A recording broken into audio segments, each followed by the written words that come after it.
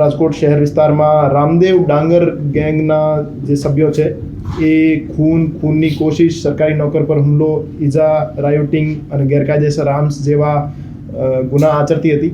એ ટોળકીને identify કરી એના વિરુદ્ધ એક જીસીટીઓસી એક્ટ હેઠળ કાર્યવાહી કરી છે. 2016થી 2025 દરમિયાન આ ટોળકી દ્વારા 24 જેવા ગંભીર ગુના આચરવામાં આવેલ હતા. એ ગંભીર ગુનાઓને ધ્યાને લઈ એમના વિરુદ્ધ ગાંધીગ્રામ પોલીસ સ્ટેશનમાં ગુનો દાખલ કરવામાં આવેલ છે.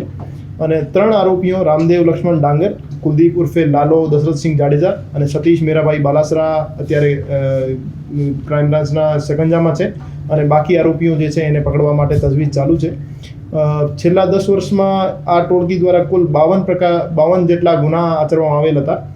એ પૈકી 5 ખૂન અને ખૂનની કોશિશના ગુના છે અને 6 ઈજા, ગંભીર ઈજા અને ધમકી જેવા ગુના છે. ફરજ રૂકાવટના 2 ગુના છે. શરાબના પ્રોહિબિશન એક્ટના 5 ગુના છે. ગેરકાયદેસર આર્મ્સના 6 ગુના છે. અને આ સિવાય જમીન પચાવી પાડવાના અને ખંડણીના પણ ગુનાઓ એ ટોળકી વિરુદ્ધ દાખલ છે. આ ટોળકીની પ્રોપર્ટીઝ આઈડેન્ટિફાઈ કરી એને અટેચ કરવામાં આવશે અને તમામ સભ્યોને જેલ હવાલે કરવામાં આવશે.